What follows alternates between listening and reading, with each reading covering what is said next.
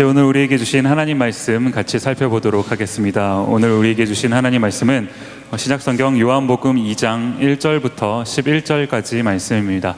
요한복음 2장 1절부터 11절까지 말씀, 스크린을 보시면서 또 가지고 오신 성경책을 보시면서 저와 여러분이 한 절씩 교독하도록 하겠습니다. 제가 먼저 읽습니다. 사흘째 되던 날 갈릴리 가나에 혼례가 있어 예수의 어머니도 거기 계시고 그 제자들도 혼례의 청함을 받았더니 포도주가 떨어진지라 예수의 어머니가 예수에게 이르되 저들에게 포도주가 없다 하니 예수께서 이르시되 여자여 나와 무슨 상관이 있나이까 내 때가 아직 이르지 아니하였나이다. 그의 어머니가 하인들에게 이르되 너희에게 무슨 말씀을 하시든지 그대로 하라 하니라. 거기에 유대인의 정결 예식을 따라 두세 통 드는 돌 항아리 6이 놓였는지라. 예수께서 그들에게 이르시되 항아리에 물을 채우라 하신즉 아귀까지 채우니 이제는 떠서 연회장에게 갖다 주라 하심에 갖다 주었더니 연회장은 물로 된 포도주를 맛보고도 어디서 났는지 알지 못하되 물 떠온 하인들은 알더라. 연회장이 신랑을 불러 사람마다 먼저 좋은 포도주를 내고 취한 후에 낮은 것을 내거늘 그때는 지금까지 좋은 포도주를 두었도다 하니라. 다 같이 읽겠습니다. 예수께서 이 첫 표적을 갈릴리 가나에서 행하여 그의 영광을 나타내심에 제자들이 그를 믿으니라. 아멘. 디모데 예배 오신 여러분을 환영하고 또 축복합니다. 우리 앞뒤 좌우에 계신 분들하고 이렇게 한번 인사했으면 좋겠습니다. 참 잘 오셨습니다. 네, 여러분 놀라운 소식을 하나 알려드리면 오늘이 벌써 7월 1일입니다. 2016년이 벌써 반이 흘렀어요. 반이. 한 해의 절반 동안 살아남으시느라고 정말 수고 많으셨습니다, 여러분. 옆에 있는 사람들 다시 한번 이렇게 손을 꼭 한번 이렇게 잡아주시면서 수고했다. 이렇게 정말 수고 많았습니다. 진짜 반년 동안 여러분 그냥 이렇게 생존해 계시는 것 자체가 이게 대단한 거 아닙니까? 이제 시작이에요. 네. 원래 시작이 반인데 이제 반 한 겁니다, 여러분. 제가 지난주에 우리 이제 디모데 임원들이 주일마다 임원회의를 해요. 이제 지난 주일날도 이제 임원회의를 밤에 했는데 그 임원회의 갔더니 이제 지네들끼리 반 했다고 벌써. 이제 반만 더 하면 이제 끝난다고 막 격려해주면서 막 악수하면서 막 신나하더라고요. 모든 임원들에게 주께서 여러분을 사랑하시는 그 놀라운 은혜가 영원히 함께 하시기를 축복합니다. 아멘. 네, 아멘 하신 여러분들에게도 동일하게 적용되시기를. 네, 임원은 내년에도 필요하고 계속 필요합니다. 저한테는요, 7월 달이 참 의미가 있어요. 그게 왜냐 하니까, 벌써 이제 9년 전 사건인데요. 2007년 7월 7일. 제가 언젠가 한번 설교 시간에 한번 얘기했던 것 같아요. 더웠던 서울 종로의 어느 거리. 거기서 이제 지금의 저와 제 아내가 처음 교제를 시작한 거 아닙니까? 이게 지금 다시 생각을 해봐도요, 진짜 정말 감사한 일입니다. 그래서 제가 그래도 지금은 보기에 그냥 그래도 멀쩡하게 생겼잖아요. 이게 진짜 사람이 된 거예요. 제가 제 아내를 만나고 사람이 된 건데 2007년만 해도 그때 이제 군대 갓 전역하고 얼마나 찌질했는지 모릅니다. 돈도 없고 이제 그런 이 찌질한 인생 가운데 이제 그분께서 친히 찾아오셔서 결혼을 꿈꾸게 하시네. 이랬다는 말. 얼마나 감사했는지 몰라요. 얼마 전에 TV에서 제가 원래 TV를 잘 안 보는데 텔레비에서 복면가왕이라는 프로그램을 한창 요즘에도 하는지 모르겠어요. 한창 이게 유명했어요. 왜냐면 복면가왕 중에 나오는 사람들 중에서 음악대장이라는 사람이 있지 않았습니까? 이거 워낙 막 유명하더라고요. 기사에도 계속 나오고 그래가지고 이제 저도 이제 관심을 가지고 이제 TV를 볼 시간은 없으니까 이게 유튜브 같은 데서 찾아갖고 막 어떻게 노래를 하나 좀 찾아봤어요. 다 아시죠, 여러분? 음악대장 누군지. 사실 저는 이 음악대장이 더 친숙하지, 음악대장이 나중에 이제 밝혀졌잖아요. 하현우인가 누군가 하여튼 어떤 밝혀졌는데 그 사람을 더 모르겠어요. 그냥 음악대장이 오히려 저한테는 더 친숙하지. 아무튼 그런데 이분이 제가 이렇게 들어보니까 노래를 잘합니다. 되게 잘하더라고요. 그래서 이제 하도 잘하니까 이제 저 같은 사람도 좀 관심이 생겨가지고 이제 좀 찾아본 거예요. 근데 이제 그 사람이 불렀던 노래 중에서 일상으로의 초대라는 노래가 있었어요. 여러분 들어보셨나요? 산책을 하고, 제가 사실 끝까지 불러보고 싶은데 용기가 안 나서. 산책을 하고 차를 마시고 책을 보고 생각에 잠길 때, 요즘엔 뭔가 텅 빈 것 같아. 지금의 난 누군가 필요한 것 같아. 정말 이 가사가 정말 끝내주는 거 아닙니까? 이렇게 막 쫙 읊조리듯이 그냥 이렇게 무슨 노래 같지도 않게 이렇게 살살살살 불러요. 그러다가 이제 갑자기 후렴에 딱 가면 어떻게 합니까?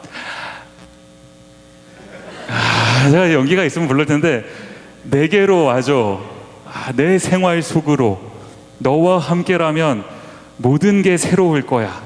매일 똑같은 일상이지만 너와 함께라면 모든 게 달라질 거야. 참, 이 가사가 와닿는 거 아닙니까? 이렇게 좀 뭔가 대단한 사람이에요. 이 음악 대장이 쓴 곡은 아니고 이제 다시 부른 건데, 누구죠? 이게 신해철 곡인가요? 아무튼 아마 제가 알기로 이 사람도 철학을 전공했던 걸로 아는데 아닌지 맞는지 모르겠어요. 아무튼 이제 이게 7월 7일 다가오니까 뭐 또 이제 더 이 노래가 갑자기 또 생각이 나면서 더 감동이 막 되는 거예요. 왜 그렇습니까? 그때만 해도 정말 그 찌질했던 그 20대 중반에, 제가 딱 25살이었거든요. 2007년에. 그 찌질한 남자애한테 어떤 이제 아름다운 여자분이 딱 그 일상 가운데 찾아오셔가지고, 이렇게 만남을 갔더니 이게 의미가 점점 발전을 하더니 어떻게 된 겁니까? 이제 가정을 이루고 애를 낳고, 그때 분명히 우리 종로 어딘가에서 놀고 있었는데 지금 이제 바다를 건너서 미네소타에 와서 이렇게 하고 이제 살고 있는 거 아닙니까? 여러분에게도 이런 은혜가 함께 하시기를 축복합니다. 아멘. 믿음으로 축복을 받으셔야죠. 이게 이러니까 우리가 그 기도를 할 때 종종 이런 기도를 해요. 만남의 축복을 달라고.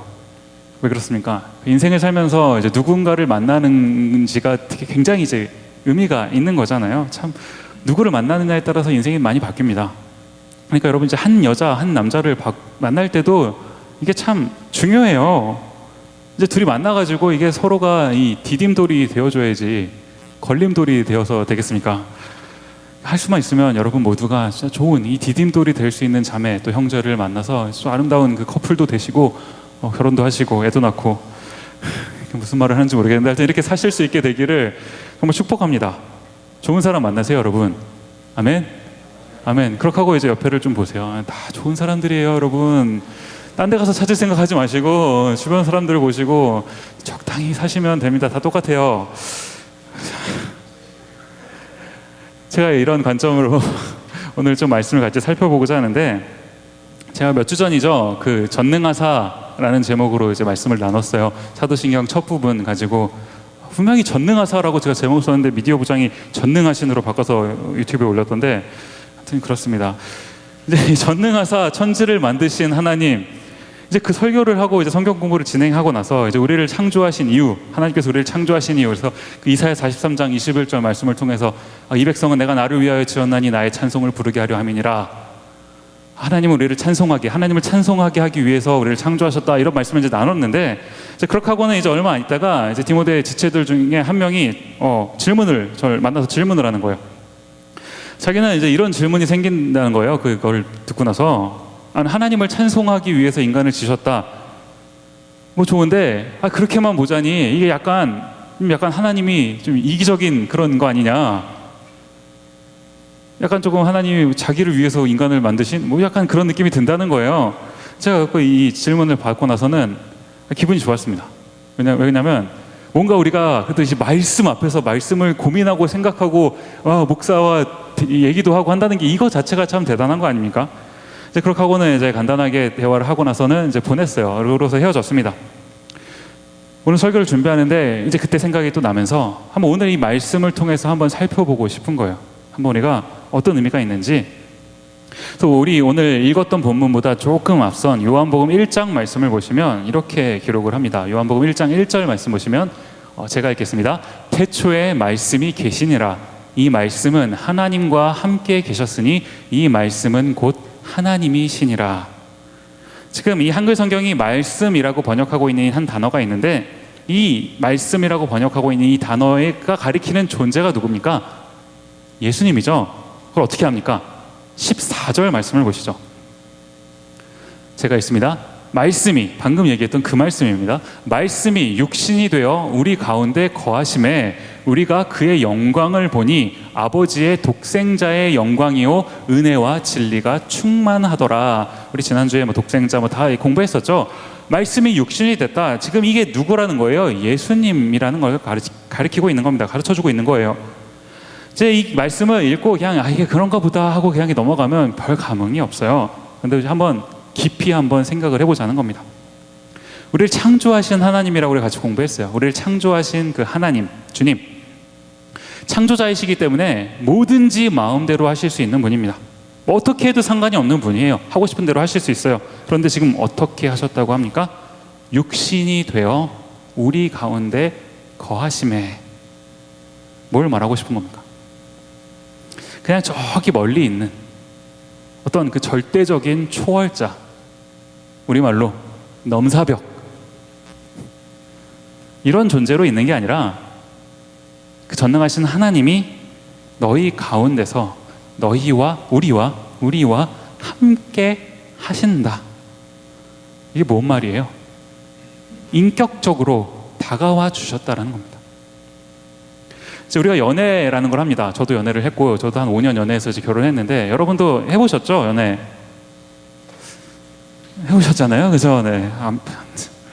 근데 연애를 하는데 이거 보세요. 연애를 하는데 어떤 사람이 이렇게 한다고 한번 생각을 해봅시다. 내가 너를 사랑하는데 너도 나를 사랑해야 돼. 내가 너를 사랑하니까 너도 나를 사랑해야 돼. 그러니까 너는 1시간에 한 번씩 무조건 나한테 카톡을 쳐서 사랑한다고 고백을 해. 너는 나를 사랑해야 되니까. 그런데 나는 너를 만나지 않을 거야. 그냥 카톡만 보내. 그러나 내가 널 사랑한다는 건 잊지는 마라. 사랑은 할게. 좀 만나진 않아. 너는 나한테 사랑을 고백해. 이런 사람이 있습니까? 이게 우리가 동물을 키워도 이런 짓은 안 해요. 사랑을 하면 가서 안아주고 도닥여주고 먹일 거 주고 이러지. 사랑이라는 게 뭡니까? 이게 관계 속에서 함께 하는 것, 이게 사랑이에요. 이게 사랑입니다. 지금 그 방금 요한복음 1장 그 말씀을 통해서 살펴본 것처럼 그 전능하신 하나님, 천지를 창조하신 하나님께서 그 인간을, 우리 한 사람 한 사람을 사랑하시기 때문에 이 땅에 오셨다는 겁니다. 그냥 저 멀리 계시는 게 아니라 이 땅에 오셔서 우리와 인격적인 관계를 맺으셨다는 거예요. 그래서 이제 이 성경이 그 예수님께서 이 땅에 어떻게 오셨는지를 이제 기록을 하고 있는 거 아닙니까? 66권 중에서 이제 특정한 본문들이 그 예수님의 탄생에 대한, 하나님이 이 땅에 오신 그 탄생의 사건에 대해서 이제 기록을 하고 있는데, 우리가 평소엔 잘 안 읽어도 한 12월 달 되면 맨날 읽잖아요. 그 복음서의 첫 부분들, 예수님이 어떻게 태어나셨는지 그 기록에 나와 있는데, 제가 오늘 주목해서 보고 싶은 것은 그 예수님이 탄생하셨던 그 기록을 이제 성경이 기록을 하면서 그 가운데 그 예수님의 탄생을 바라보고 반응했던 그 두 부류의 이제 반응이 있다라는 겁니다. 첫 번째 뭡니까? 마태복음 2장 1절과 2절 말씀을 한번 보시죠. 제가 읽습니다. 여러분 눈으로 한번 살펴보시기 바랍니다. 헤롯 왕 때에 예수께서 유대 베들레헴에서 나심에 동방으로부터 박사들이 예루살렘에 이르러 말하되 유대인의 왕으로 나신 이가 어디 계시냐? 우리가 동방에서 그의 별을 보고 그에게 그 다음에 경배하러 왔노라 하니. 그렇게 하고는 이제 실제로 예수님을 만납니다. 만나고 어떻게 합니까? 11절 말씀에 집에 들어가 아기와 그의 어머니 마리아가 함께 있는 것을 보고 엎드려 아기께 그 다음에 경배하고 보배합을 열어 황금과 유향과 몰약을 예물로 드리니라. 지금 예수님이 이 땅에 오신 것을 벌써부터 기대하고 오신 것을 알고 찾아와서 그 하나님이신데 이 땅에 오신 그 예수님 앞에 애기잖아요. 갓 태어난 그 갓난쟁이 애기지만 하나님으로 믿고 경배하는 사람들이 있었다는 겁니다. 그러는가 하면 이제 두 번째 부류의 또 사람이 있었는데 13절 말씀을 보시죠. 그들이 떠난 후에 주의 사자가 요셉에게 현몽하여 이르되 헤롯이, 당시에 있던 왕입니다. 헤롯이 아기를 찾아 그 다음에 죽이려 하니 일어나 아기와 그의 어머니를 데리고 애굽으로 피하여 내가 네게 이르기까지 거기 있으라 하시니. 지금 이게 무슨 말이에요? 이제 헤롯으로 대표되는 뭡니까? 예수님이 이 땅에 오셨는데도 그 예수님을 하나님으로 받아들이지 않고 오히려 죽이려 하고 괴롭히고 이런 이런 반응을 보이는 사람들도 있었다라는 겁니다. 지금 너무나 다른 두 가지 반응 아닙니까? 이게 사실은 보면은 계속 반복되는 패턴이에요. 구약부터 시작을 해가지고 이제 신약으로 넘어와서 또 예수님 계시는 동안에, 예수님이 승천하신 그 이후에도, 그리고 지금까지, 우리가 살고 있는 지금 오늘의 이 순간까지 항상 이 패턴이 반복됩니다. 예수님께 경배하거나 예수님을 믿지 않고 오히려 예수님을 적대시하거나. 오늘 우리가 같이 읽었던 본문에서도 보면 마찬가지입니다. 예수님이 이렇게 태어나셨어요. 태어나셔가지고는 약 30년 동안 이제 평범하게 사십니다. 그하고는 이제 예수님이 예수님이신 것을 드러내놓고 이제 사시는, 그래서 이 땅 가운데서 꼭 하셔야 될 일을 하시는 그 기간이 있었는데, 이걸 이제 기독교적인 용어로 해서 공생애라고 합니다. 이제 3년간의 예수님의 공생애 기간이 있었는데, 이제 공생애의 시작에 있어서 가장 처음 했던 사건이 오늘 본문, 아까 전에 같이 읽었던 오늘 본문 말씀이라는 겁니다. 뭐였죠? 이렇게 좀 돌아와서 기억이 안 나시나요? 뭐였습니까? 가나 혼인잔치였죠. 가나 혼인잔치에서 뭐예요? 포도주를 물로 바꿔주신 사건. 이 아니라, 그렇죠, 물을 포도주로 바꿔주신 사건. 잘 듣고 계신지 체크하려고 한 겁니다. 가나 혼인잔치에서 뭐예요? 물을 포도주로 바꿔주신 사건이 공생애에서 가장 첫 번째 있었던 사건인데, 이게 가장 처음이라면 의미가 있는 거 아닙니까? 물론 모든 게 다 의미가 있지만 가장 처음에 이 사건이 굳이 있었다면 여기에도 특별한 의미가 있다라는 거예요. 저는 여기에 초점을 맞춰서 이 이야기를 한번 살펴보고 싶은 겁니다. 오늘 본문 말씀이 어떻게 시작을 합니까? 다시 한번 보시죠. 요한복음 2장 1절과 2절 말씀, 우리 한번 같이 읽어보도록 하겠습니다. 함께 읽겠습니다. 저게 아닌데요. 요한복음 2장 1절과 2절인데 제가 읽겠습니다. 사흘째 되던 날 갈릴리 가나에 혼례가 있어 예수의 어머니도 거기 계시고 예수와 그 제자들도 혼례의 청함을 받았더니.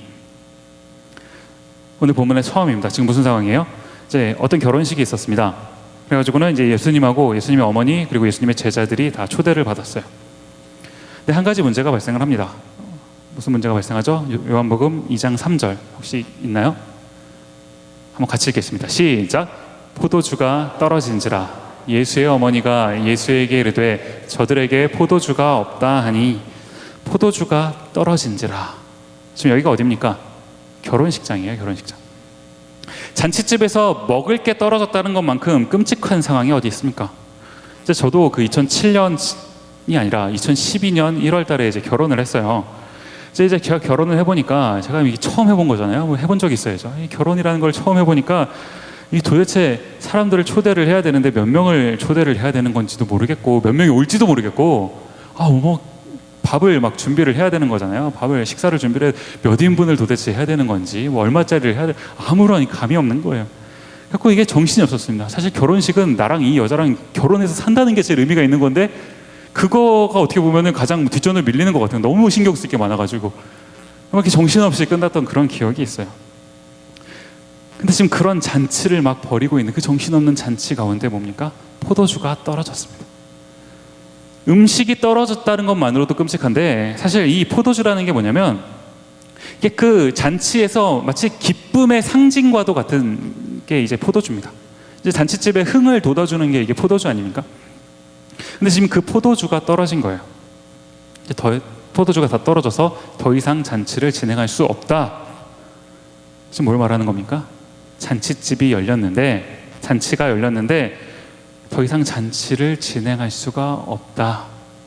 포도주가 떨어졌다라는 겁니다. 뭘 말하고 싶은 거예요? 이게 이 세상을 살아가고 있는 인간의 모습이라는 겁니다. 우리가 잘 알고 있는 것처럼 그 하나님께서 이 세상을 창조하시고, 창세기 보면 그 창조의 기사가 쭉 나오는데 어떻게 말씀을 하십니까? 창세기 1장 27절과 28절 말씀 같이 한번 읽어보겠습니다. 함께 읽겠습니다. 시작. 하나님이 자기 형상 곧 하나님의 형상대로 사람을 창조하시되 남자와 여자를 창조하시고, 다음 것도요. 28절 함께 읽겠습니다. 시작. 하나님이 그들에게 복을 주시며 하나님이 그들에게 이르시되 생육하고 번성하여 땅에 충만하라. 땅을 정복하라. 바다의 물고기와 하늘의 새와 땅에 움직이는 모든 생물을 다스리라 하시니라. 그렇게 하고는 이제 사람을 만드시고 또 6일간의 창조를 다 마치시고는 뭐라고 말씀하십니까? 1장 31절에 보시면 제가 있습니다. 하나님이 지으신 그 모든 것을 보시니 보시기에 심히 좋았더라. 이 지금 보니까 창세기 1장에서 천지 창조 그리고 인간의 창조를 기록하고 나서 나와 있는 이 구절들을 읽어보면 이게 마치 그 잔치집 같은 분위기 아니에요? 생육하고 번성하고 땅에 충만해라. 하나님과 인간이 지금 관계하고 있어요. 그리고서는 보시고 그 광경을 보시고 보시기에 심히 좋았더라. 너무너무 기쁜 상황이라는 거예요. 잔치집 같은 상황이라는 겁니다. 그런데 그 잔치집이 열렸는데 더 이상 잔치를 진행할 수 없다라는 거예요. 포도주가 떨어졌다는 겁니다. 무슨 말이에요? 이 인간이 하나님과 이렇게 영원히 살아야 되는데 우리가 살펴본 것처럼 알고 있는 것처럼 인간이 하나님 앞에 죄를 지었죠. 그래서 이제 이 잔치를 더 이상 이어갈 수가 없다는 겁니다. 그렇게 망해버린 것 같은 이 잔치집에 그 결혼식에 누가 오셨습니까? 예수님이 오셨죠. 하나님께 죄를 지어서 이제 하나님과 더 이상 관계를 맺고 살 수 없는 인간들에게 예수님이 오셨다는 겁니다. 말씀이 육신이 되어 우리 가운데 거하심에. 또 뭡니까? 우리가 오늘 이따가 성경 공부 시간에 여러분 하겠지만 사도신경에서 우리가 고백하는 그 구절, 이는 성령으로 잉태하사 동정녀 마리아에게 나시고 뭐예요? 이 땅에 태어나신 주님, 이 땅에 오신 주님, 그 주님께서 이 땅에 오셨다는 겁니다. 뭘 하러 오셨습니까? 이제 오늘 본문으로 다시 돌아가서 이 포도주가 떨어진 이 잔치집 같은데, 이 잔치집에 이제 예수님의 어머니가 예수님한테 말씀을 하시죠. 포도주가 떨어졌다. 그래서 이제 예수님이 그 다음에 그 이야기를 듣고 이제 어떻게 하십니까? 그 내용이 어떻게 진행되냐면 요한복음 2장 5절부터 9절까지 말씀입니다. 조금 긴데 같이 한번 읽어보시죠. 함께 읽겠습니다. 시작. 그의 어머니가 하인들에게 이르되 너희에게 무슨 말씀을 하시든지 그대로 하라 하니라. 거기에 유대인의 정결 예식을 따라 두세 통 드는 돌 항아리 6이 놓였는지라. 예수께서 그들에게 이르시되 항아리에 물을 채우라 하신즉 아귀까지 채우니 이제는 떠서 연회장에게 갖다 주라 하심에 갖다 주었더니 연회장은 물로 된 포도주를 맛보고도 어디서 났는지 알지 못하되 물 떠온 하인들은 알더라까지 읽겠습니다. 지금 이게 무슨 사건인지 여러분 다 한두 번씩 들어보신 거 아닙니까? 지금 예수님이 말씀을 하신 거예요. 이제 보니까 그 정결 예식을 따라 그 정결 예식 때 사용하기 위한 그 돌 항아리가 있었는데 이제 거기 돌 항아리에다가 물을 떠와라라고 말씀하신 겁니다. 그러니까 이제 떠왔어요. 그랬더니 이제는 떠왔으면 그것을 연회장에게 갖다 줘라. 이 연회장이라는 게 뭐냐면 그 연회를 주관하는 요즘으로 치면 이렇게 매니저 같은 사람이 있는 거 아닙니까? 그런 사람을 말하는 거예요. 이제 연회장한테, 담당 매니저한테 이것을 갖다 줘라. 왜? 사용할 수 있도록. 그랬더니 지금 이 하인들이 그렇게 하니까 어떻게 됐습니까? 방금 물을 떠왔는데 이게 포도주로 바뀌었다라는 거죠.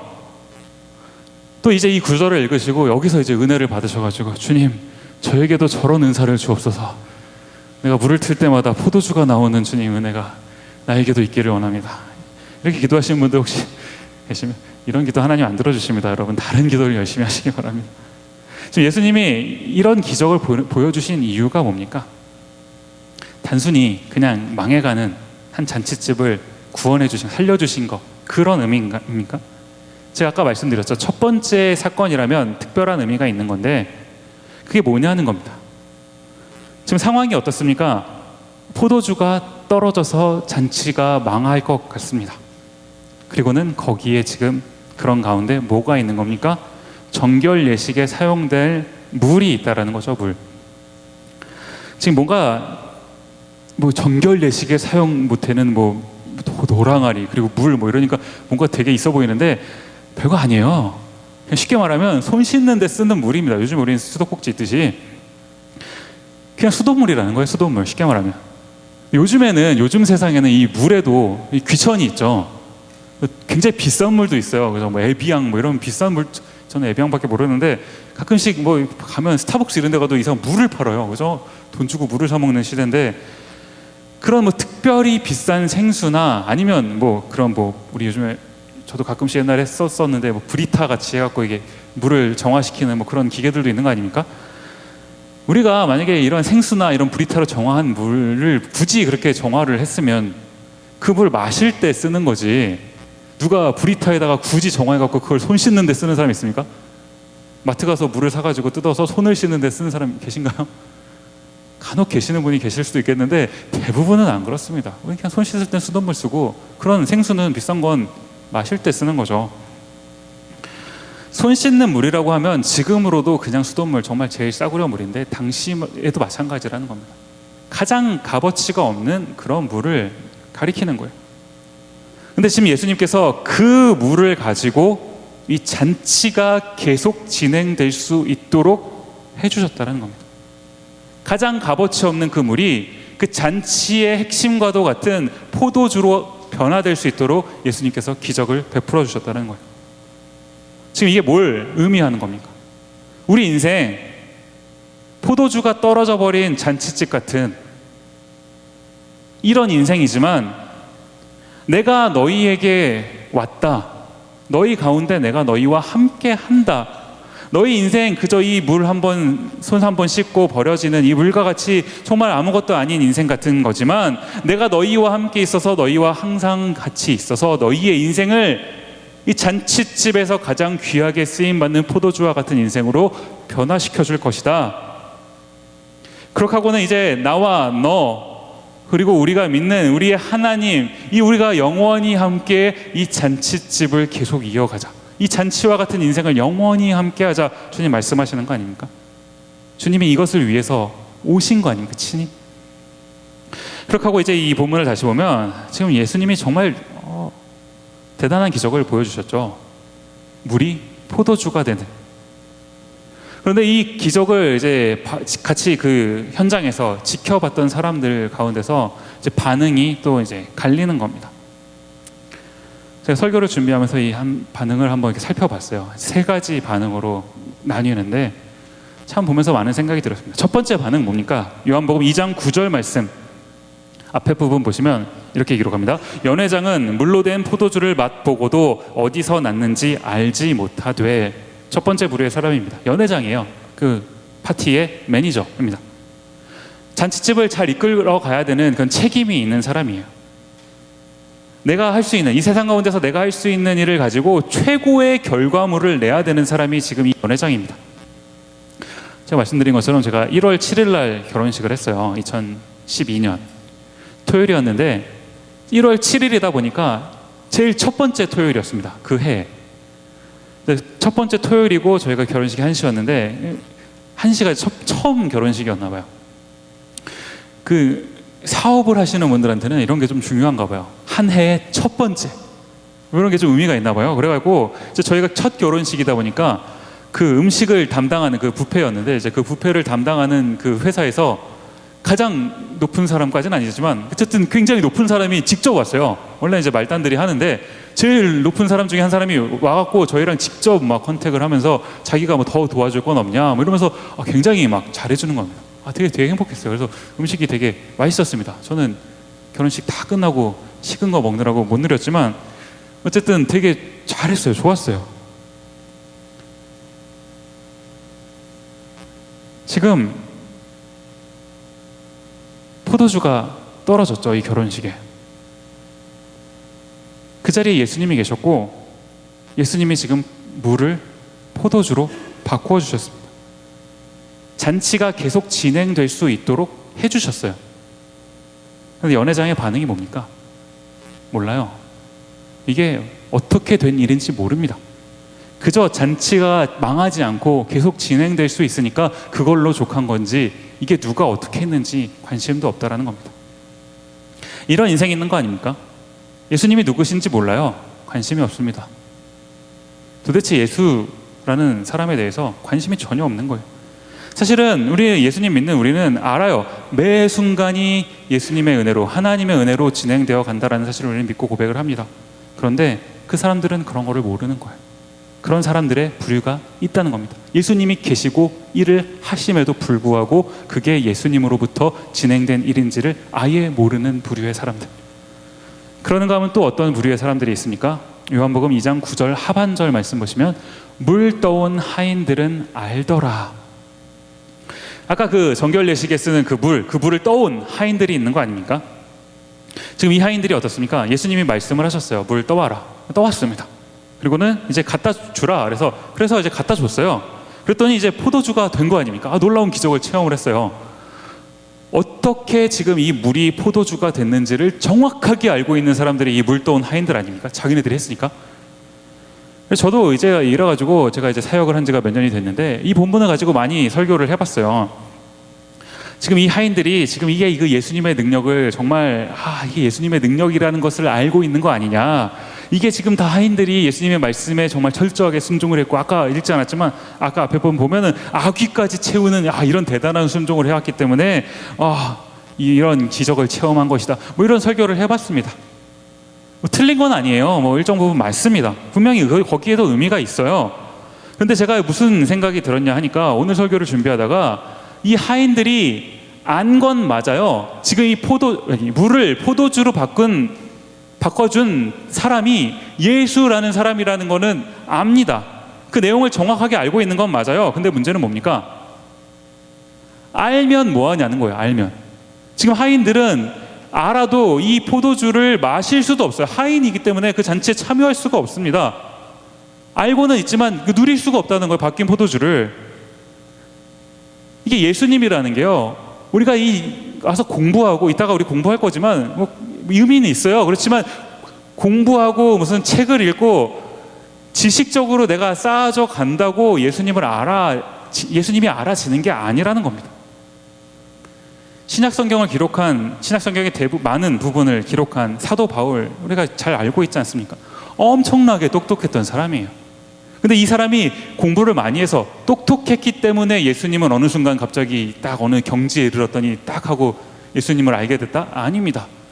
이 사도 바울이 예수님을 어떻게 알게 됐습니까? 사도행전 보시면 9장 3절부터 5절까지 말씀 제가 있습니다. 사울이 길을 가다가 다메섹에 가까이 이르더니 호련히 하늘로부터 빛이 그를 둘러 비추는지라 땅에 엎드려져 들음에 소리가 있어 이르시되 사울아 사울아, 여기서 사울은 바울을 의미합니다. 너가 어찌하여 나를 박해하느냐 하시거늘 대답하되 주여 누구시니까 이르시되 나는 너가 박해하는 예수라. 이 바울의 인생, 아직 바뀌기 전 사울의 인생, 그 사울의 인생 가운데 예수님께서 친히 찾아가셔서 그 바울을 만나 주셨을 때 그 인생이 변화됐다는 겁니다. 제가 예수님이 태어나셨을 때 그 예수님한테 찾아왔던 그 사람들이 있었죠. 아까 전에 읽었던 그 동방의 박사들. 이 동방의 박사들이 이 동방 박사가 세 사람이 아니라는 그 사실을 깨달았을 때 굉장히 충격적이었습니다. 지금 이게 무슨 말인가 하시는 분들 계시는데, 여러분 성경책을 찾아보십시오. 제가 이 교회 와서 여러 번 얘기했기 때문에 알고 계시는 분들 계시지만 동방 박사는 세 사람이 아니에요. 우리 주일학교 때 그렇게 많이 배우지 않았습니까? 성경책을 찾아보면 그냥 동방 박사는 동방 박사들이라고 복수로 기록되어 있을 뿐이지 세 사람이라는 표현은 아무데도 없어요. 라고 제가 지난번에 옛날에 DTS 할 때 했더니 어떤 자매가 네이버에 보니까 동방 박사 세 사람이라고 나오던데요 이러는데, 여러분 네이버를 통해서 성경 공부하시면 큰일 납니다. 사람이 알아간다라는 게, 누군가에게 지식을 전해 듣고 배우고 공부한다라는 게, 특히 이 하나님의 말씀을 공부한다라는 것과 이게 인간이 가진 지식이라는 게 굉장히 한계가 있어요. 얕습니다. 우리 인간이 어떻게 하나님의 이 넓으심을 문자 몇 개로 다 알 수가 있겠습니까? 아는 것만으로 되는 게 아니라는 거예요. 물론 아는 게 의미가 있죠. 그러니까 공부를 해야 됩니다. 하지만 아는 게 다는 아니라는 거예요. 그런가 하면 이제 맨 마지막 부류의 사람이 있습니다. 누굽니까? 요한복음 2장 11절 말씀 한번 같이 읽겠습니다. 시작. 예수께서 이 첫 표적을 갈릴리 가나에서 행하여 그의 영광을 나타내심에 제자들이 그를 믿으니라. 아멘. 제자들도 예수님 옆에서 이 하인들과 똑같이 처음부터 끝까지의 모든 사건을 다 봤습니다. 그런데 이 제자들의 반응이 물떠온 하인들의 반응과 다른 궁극적인 차이점 뭡니까? 이 제자들은 예수님이 바꾸어 주신 그 이 포도주를 누렸고, 또 이 일을 하신 분이 예수님이라는 사실을 알고 또 믿었다는 겁니다. 사랑하는 여러분, 상황은 똑같습니다. 이때 상황과 지금 우리의 상황은 똑같아요. 포도주가 떨어진지라. 이게 사실 우리가 겪고 있는 인생의 문제 아닙니까? 우리가 겪고 있는 인생은 누구나 다 매한가지예요. 조금씩 다를 수 있으나 결과적으로 똑같아요. 포도주가 떨어진 것 같은, 잔칫집에서 뭔가 빠진 것 같은, 그게 우리가 겪고 있는 하루하루의 인생의 문제입니다. 그 인생의 문제 가운데 찾아오신 그 예수님을 대하는 태도는 사람마다 다른 거예요. 여러분, 어떻게 하시겠습니까? 어떠한 태도를 취하시겠습니까? 성령으로 잉태하사 동정녀 마리아에게 나시고, 그렇게 하고는 이 예수님께서 여러분 인생 가운데 찾아오셨어요. 찾아오신 주님이 우리 곁에 계시다면, 우리 인생 가운데 계시다면 그 예수님을 누리셔야 되는 거 아닙니까? 그게 복음입니다. 무슨 예수님이 나중에 천국 들어갈 때 쓰는 무슨 키 같은, 저 옛날에 어렸을 때 부루마블 이런 게임 많이 했었는데 해보신 분 계신가요? 거기 보면 그 우대권이라고 있어요. 뭐가 걸려도 돈을 내지 않는 절대 파워를 가진 이게 뭐 그런 겁니까? 마지막에 천국 들어가기 전에 딱 내밀면 천국 들어갈 수 있는, 그게 예수님입니까? 그게 복음인가요? 물론 예수님 믿으면 천국 가죠. 이건 절대적인 진리입니다. 그러나 그 예수님을 그때만 천국 입구에서 사용하는 키로 쓰는 게 아니라 지금 살고 있는 오늘 현장에서도 누리셔야 되는 거 아니냐는 겁니다.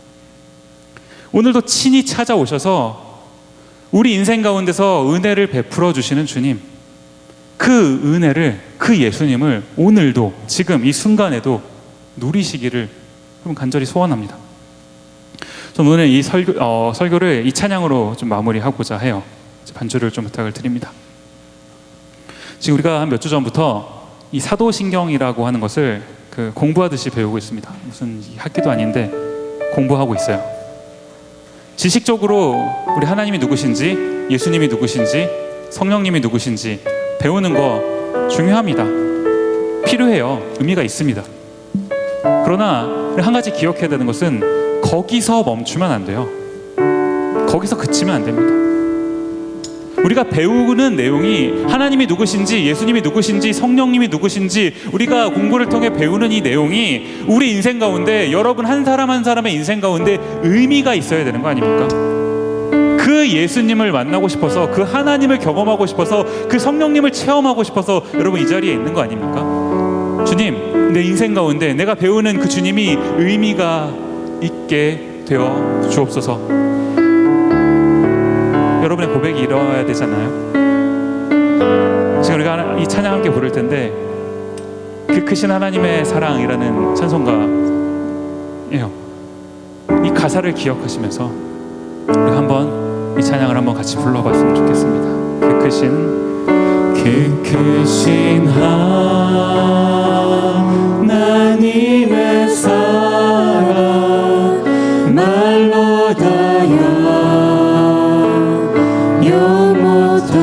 어떤 사랑입니까? 저 높고 높은 별을 넘어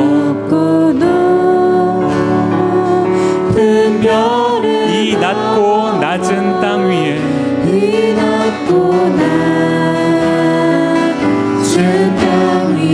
주님 왜 오셨습니까? 죄범한 영혼 구하려 그 아들 보내사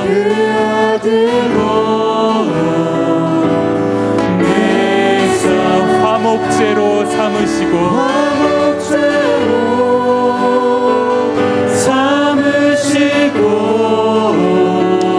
죄 용서하셨네. 하나님 크신 사랑은, 하나님 크신 사랑은 증량 다 못하네.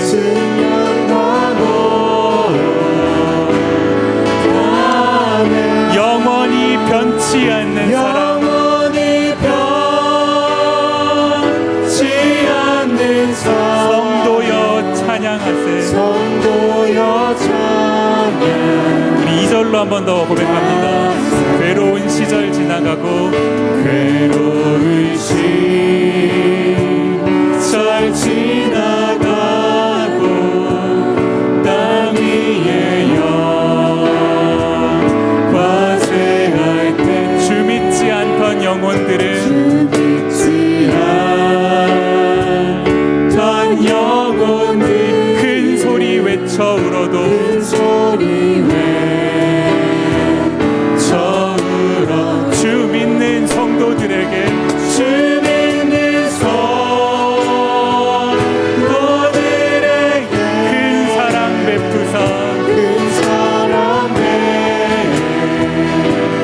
베푸사 우리의 죄 사했으니 우리의 죄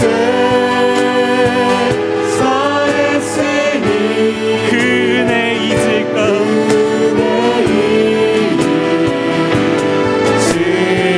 하나님 크신 사랑은 하나님 크신 사랑은 증량가오 나는 영원히 변치 않는 사랑 성도여 찬양. 우리 반주를 계속 들으시면서요, 여러분 이 찬양 이제 우리가 3절 가사를 이따 같이 부를 건데 3절 가사 이렇습니다. 하늘을 두루마리 삼고 바다를 먹물 삼아도 한없는 하나님의 사랑 다 기록할 수 없겠네. 하나님의 크신 사랑 그 어찌 다 쓸까. 저 하늘 높이 쌓아도 채우지 못하리. 우리 신앙의 선배들이 고백했던 주옥 같은 이 찬양의 가사 아닙니까? 하늘을 두루마리 삼고 바다를 먹물 삼아도 그 하나님의 사랑을 다 기록할 수 없다고 우리 신앙의 선배들이, 또 우리가 찬양으로 고백하고 있는데 이게 어떻게 가능합니까? 하나님이 우리에게 베풀어 주신 은혜를 매 순간 날마다 누리며 살아야 이런 찬양의 가사의 고백이 우리의 고백이 되는 거 아닙니까?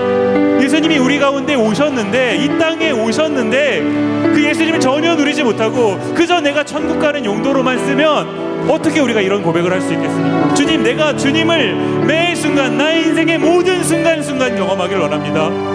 내 인생 가운데 찾아와 주신 그 복되신 주님을 내가 누리길 원합니다. 주여, 이게 복음이오니 하나님, 내가 복음을 누리길 원합니다. 매일의 삶 순간 가운데서 아버지 하나님, 내가 복음을 살아내게 하여 주옵소서. 주님, 내 인생 가운데 그런 고백이 흘러나오게 하여 주옵소서. 우리 이런 마음을 담아서 3절 가사를 함께 찬양할 때 우리 믿음으로 고백하며 찬양합시다. 하늘을 두루마리 삼고 바다를 먹물 삼아도 하늘을 두루마리 삼고 바다를 먹물 삼아도 한없는 하나님의 사랑 하나님의 사랑 다 기록하. 우리 믿음으로 한 번 더 고백합시다. 하늘을 두루마리 삼고 바다를 먹물 삼아도 두루마리 삼고 바다를 먹물 삼아. 어떤 사랑입니까? 한없는 하나님의 사랑 다 기록할 수 없겠네. 하나님의 크신 사랑, 하나님의 크신 사랑 그 어찌 다 쓸까.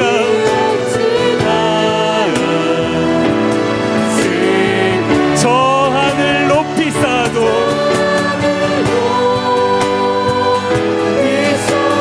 채우지 못하리.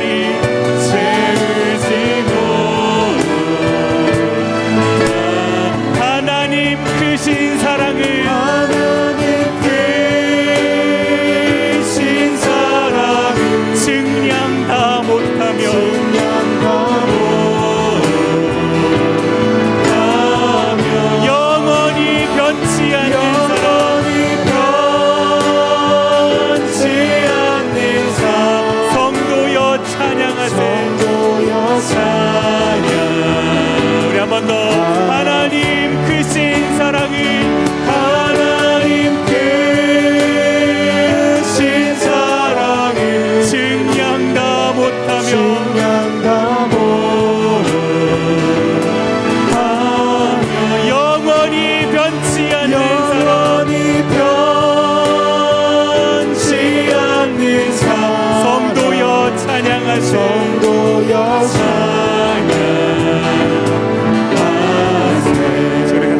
눈을 감고 반주를 들으시면서 이렇게 기도하겠습니다. 하나님, 하늘을 두루마리 삼고 바다를 먹물 삼아도 다 기록할 수 없는 하나님의 그 사랑, 성경을 통해서 수많은 신앙의 선배들에게 보여주셨던 그 하나님의 사랑, 지금도 역사하셔서 하나님을 사랑하는, 하나님이 사랑하시는 그 백성들에게 나타나시는 그 하나님의 사랑, 내 인생 가운데 주님 찾아오셔서 내 인생을 책임져 주시고 매 순간마다 베풀어 주시는 그 하나님의 사랑, 그 은혜, 하나님, 내가 그 은혜를 누리고 싶습니다.